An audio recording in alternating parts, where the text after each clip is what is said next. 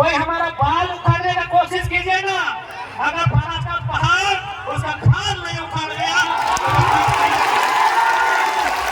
Nomination रद्द कर देंगे। नॉमिनेशन रद्द क्या कर रहे, गर्दनें काट के ले जाइए। बहुत काबिल अफसर है आप। चुनाव लड़ना उद्देश्य नहीं है, मकसद नहीं है, रद्द कर दीजिए। जाएंगे परस्तान झुमरा में हम लोग रहेंगे। साहब खूब कोशिश करो हमें मिट्टी में मिलाने की, पर आप भूल गए हम बीज हैं आदत से बार बार उगाने की। आज पूरे होश हवस में करते हैं, चुनाव जीतते हैं, और मेरा अगर 1 इंच जमीन भी मेरे जिला से बाहर रहेगा, मां कसम वोट मत दीजिए अगला बार। हमारे घर के बच्चों की तरह टावर लाइन में चढ़ के काम करता ना, मां कसम शिकायत नहीं करते। 45 डिग्री का टेम्परेचर रहा, क्या कोई शख्स ऐसा भी है जो ये कहेगा कि किसी ने उन्हें पैसा देकर इस रैली में बुलाया है?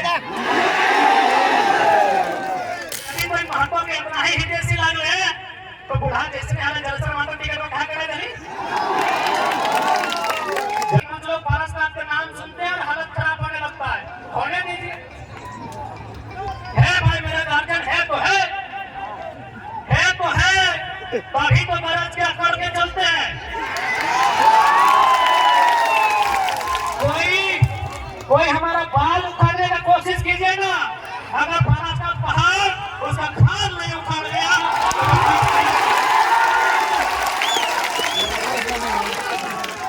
अरे यार इस तरह से मत उठवा दो। है भाई है हमारा गार्जियन, हमारे पीछे कोई गॉडफादर नहीं खड़ा है, हमारे पीछे कोई विधायक सांसद नहीं खड़ा है, हमारे पीछे हमारा इतिहास, हमारी आस्था, हमारी परंपरा, माटी राज पारासर पहाड़ पड़ा। जिसको हरियाणा सामने आके हाथ मिला के बात कीजिए।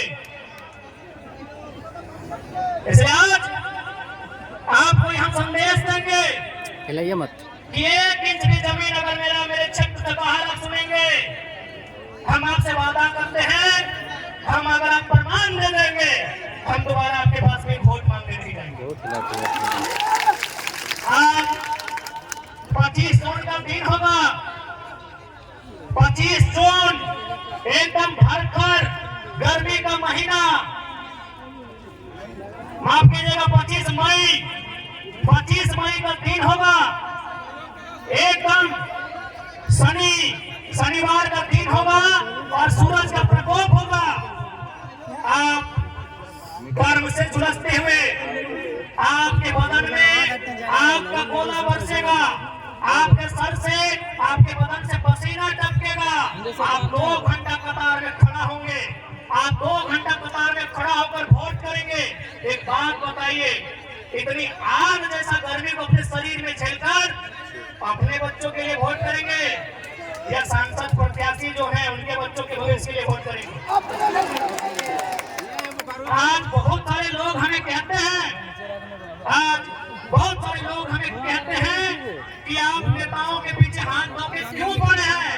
हम उन्हें कहना चाहेंगे कि यदि वो नेता व्यापारी होते, यदि वो नेता बिल्डर होते, यदि वो नेता किसी कंपनी के मालिक होते, हम विश्वास दिलाते हैं, उनके खिलाफ एक बात नहीं करते, लेकिन वो हमारे वोट से नेता बने, वो हमारे वोट से MP MLA बने, और यदि काम वो अपने बच्चों के लिए करेंगे तो भैया हमें तकलीफ होगी, क्योंकि हमने वोट अपने बच्चों के लिए दिया था। SP साहब को आना पड़ा, DSP साहब को आना पड़ा, न जाने और कितने 3 स्टार वाले पदाधिकारी आए। एक छात्र को अरेस्ट करने के लिए इतनी मुश्किल, क्या कसूर था हमारा भाई? क्या हमने किसी का खेत जोत लिया था? क्या हमने किसी के घर की बहू बेटियों का अपमान किया था? क्या हम पे चोरी हत्या का मुकदमा है? क्या हम पे कोई अन्य कुकर्म का मुकदमा है? भाई हमने कौन सा अपराध किया था? हम तो छात्रों की आवाज बनने रांची गए थे, छात्रों का मांग था कि नियोजन नीति बननी चाहिए। क्या झारखंड के लिए कानून बनाने की मांग करना अपराध है? क्या गुनाह है? क्या हम लोग अपराधी हैं? क्या गुनाह है हमारा भाई? झारखंड पे बात करना, खतियान पे बात करना, पलायन पे बात करना, क्या हमारा यही गुनाह है? तो देखिए झारखंड वासियों, हमें डिटेल का भी तकलीफ नहीं है, हमें मौत का भी तकलीफ नहीं है, बस हमें इस बात की तकलीफ है कि झारखंडियों का गुनाह क्या है कि आज आपको एक छात्र को इतनी भारी पुलिस बल के साथ डिटेन करने आना पड़ा। आज बड़ा दुख की बात है। खैर एसपी साहब बड़े भाई के समान हैं, उनकी सम्मान में हम आज जाने नहीं देंगे, लेकिन मन से जो एक आवाज आ रही है वो आवाज तो पूछेगी ना कि हमारा गुनाह क्या है, हमने क्या किया ऐसा, आज हमने क्या किया ऐसा, आज हमने ऐसा कौन सा अपराध किया? यदि नेताजी का बेटा चाहे चंद्र प्रकाश चौधरी जी रहे, मोथरा प्रसाद महतो जी रहे, अनूप सिंह अनुपमा सिंह जी रहे, भोलू महतो जी रहे, हेमंत सोरेन जी रहे, या सुदेश महतो जी रहे, या बाबूलाल मरांडी जी रहे, या अर्जुन मुंडा जी रहे, यदि उनका बच्चा भी हमारे घर के भाइयों की तरह, हमारे घर के बच्चों की तरह टावर लाइन में चढ़ के काम करता ना, मां कसम शिकायत नहीं करते। यदि उनका बच्चा हैदराबाद खटने जाता ना, शिकायत नहीं करते। यदि उनका बच्चा सूरत में कपड़ा की फैक्ट्री में काम करता ना, हम शिकायत नहीं करते। लेकिन आप पता कर लीजिए, नाम लेने की आवश्यकता नहीं है, उनके बच्चों में क्या योग्यता है, नहीं है। कोई किसी कॉलेज का डायरेक्टर है, किसी का बेटा दिल्ली में बैठकर कंपनी चलाता है, और आपके बेटे शाम को ड्रीम 11 में 49 रुपया लगाते हैं। इसलिए आज नया भारत अभी नहीं कह सकते कैसा होगा, लेकिन नया झारखंड हम लोग देख रहे हैं। नया भारत का दृश्य कैसा होगा ये शायद हम और आप नहीं कह सकते, लेकिन नया झारखंड कैसा होगा ये दृश्य हम और आप देख रहे हैं। आज 45 डिग्री के तापमान में जो भीड़ इकट्ठा हुई है, ये बदलाव का संकेत दे रही है।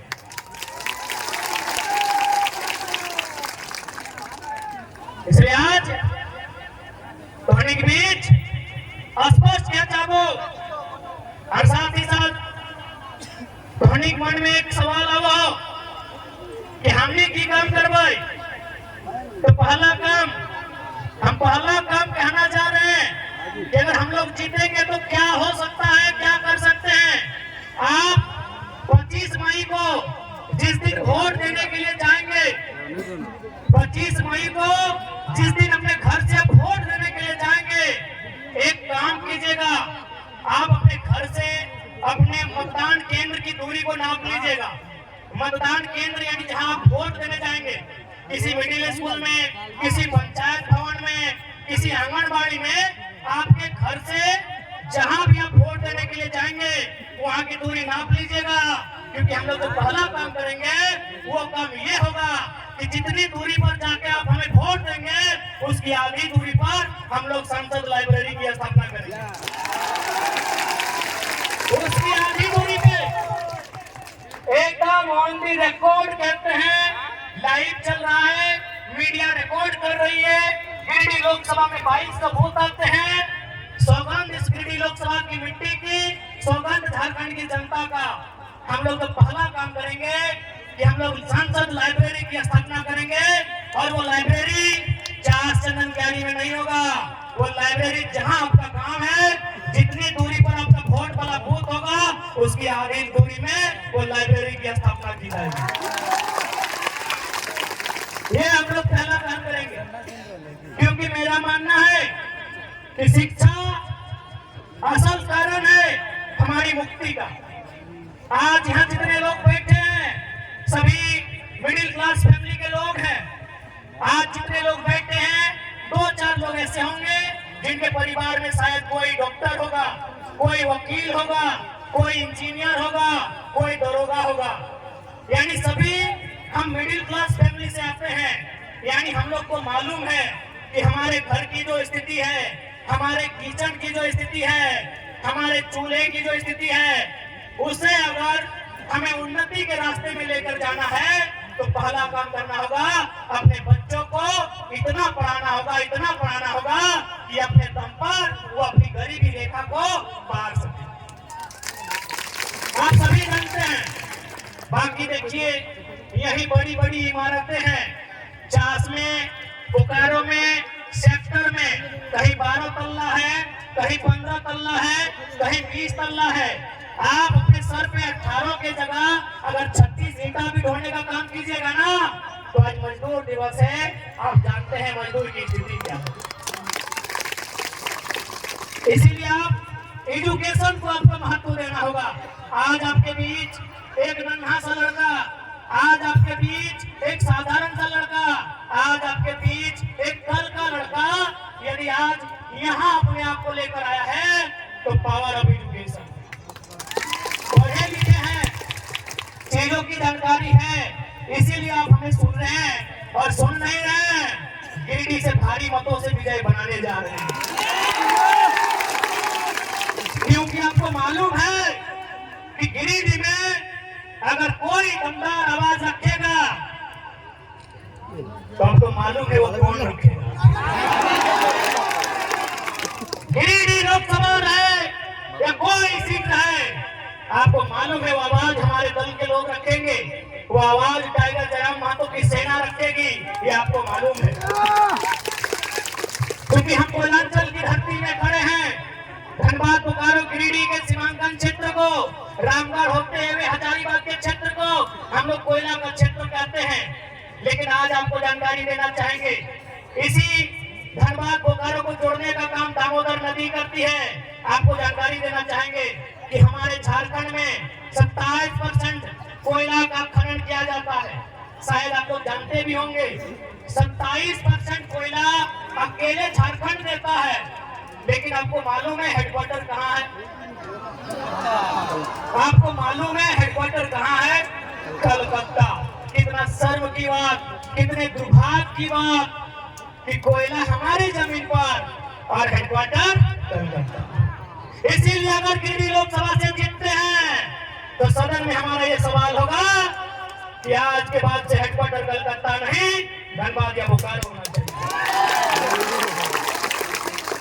अब ये सवाल बनता है कि धनबाद या बोकारो अगर कोल इंडिया का हेडक्वार्टर बनेगा तो फायदा क्या होगा? फायदा ये होगा कि आज जो समस्याओं को लेकर हम कोर्ट के चक्कर काट रहे हैं, आज जिन समस्याओं को लेकर हम दर बदर की ठोकर खा रहे हैं, उन समस्या का समाधान सामने होगा। आज जितने भी कोयला के कंपनियां हैं जो कोल के एरिया है, आप जाके पता कीजिए कि उनके मैनेजर कौन है। 99% मैनेजर कलकत्ता के लोग हैं।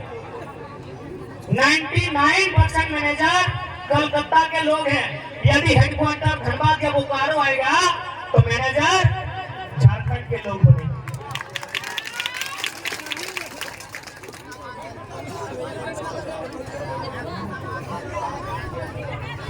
ठीक है, समय अभी कितना है? समय है ना 5 मिनट। एसपी साहब निश्चिंत रहिए, आपकी नौकरी को खतरे में नहीं लाएंगे। हमें मालूम है कि यहाँ तक आने के लिए आपके माता पिता ने बहुत संघर्ष किया है। हमें मालूम है आपके साथ तमाम पुलिस पदाधिकारी, पुलिस के जवान आज तो यहाँ पर बहुत संघर्ष किए हैं। यकीन मानिए, जयराम महतो का मतलब ही होता है सामाजिक न्याय, तो आपके साथ अन्याय कैसे करेंगे भला? आपको अरेस्ट ही करना है ना, कर लीजिएगा। एकदम हजारों की भीड़ में देंगे, भागने वाला थोड़ी है, कर लीजिएगा। लेकिन 5 बजे का समय है, उसको कहने दीजिए जनता को। आग्रह है आपसे। इसलिए अगर हम लोग दिल्ली जीत कर जाते हैं तो झारखंड के इशू पर बात होंगे। झारखंड के मुद्दों पर जाके रोड में 2 बजे 3 बजे के रोड में तो नहीं खड़ा है, कहे मैं जगह तो नहीं वोट दबा और से वो विश्वास हो कि जीत के जब जीतो तो बार खातिर काम करते। लेकिन आज थोड़ी गिरिडीह लोकसभा, चूंकि गिरिडीह लोकसभा में जब सवाल है तो अभी वर्तमान में जो सांसद हो वो गिरिडीह से खुद सांसद हो और पत्नी रामपुर से विधायक हो, तो बताओ तोहनी 12 बजे रोजवा में यह खातिर जना के वोट दिला कि पति गिरिडीह से सांसद और ओकर पत्नी रामपुर से विधायक।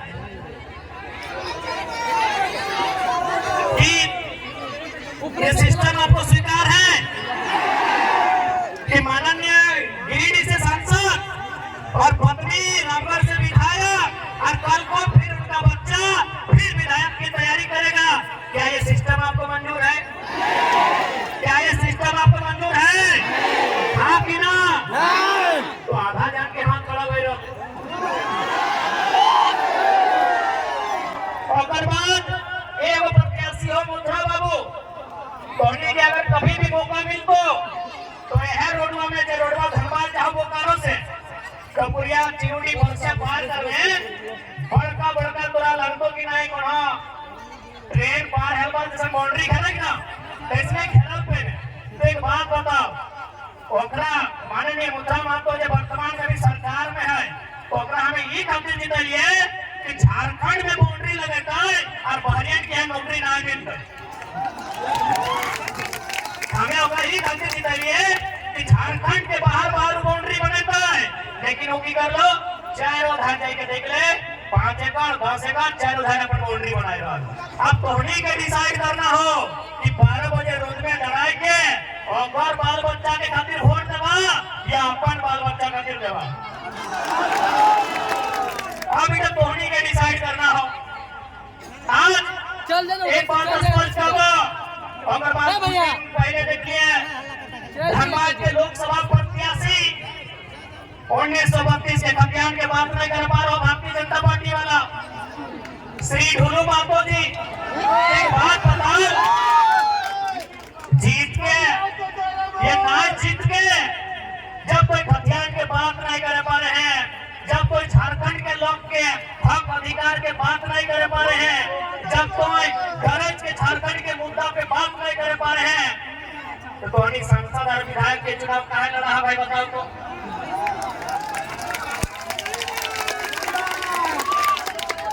अब कोई दिन पहले देखिए वो क्या कि राजा साहब के वो बेटा हमने की नाम अनूप सिंह का हमारे बारे की कहा है ओकरा माने झाल लाई करे हमें अब अगला अंसारी के चुनाव लड़ा दिलो झाल लाई करे कहे झाल लाई करे ना एकर से मतलब मानना है कि जे अंसारी जोधा समाज एक नहीं खाली कोकरो वोटर लगो, लेकिन आज जब हमें लीडर बना दिए तो अपनी पेटे दर्द शुरू हुई।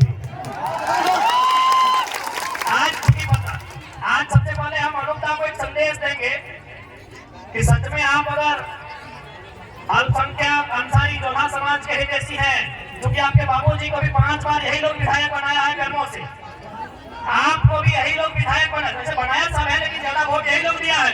तो एक काम कीजिए माननीय अनूप सिंह जी, यदि आप सच में इनके हितैषी हैं तो आप धनबाद लोकसभा से अपनी अर्धांगिनी मैडम का टिकट कैंसिल कीजिए, किसी अल्पसंख्यक किसी जोधा अंसारी या फिर जो मुस्लिम समाज का बेटा है, चाहे अखलाक कोई ले लीजिए, रिजवान को अपन तरफ ले लीजिए, शाहजहां को ले लीजिए, यदि आप इनको टिकट देते हैं तो डंके की चोट पे हम कह रहे हैं हम इकलाक का नाम वापस कर देंगे।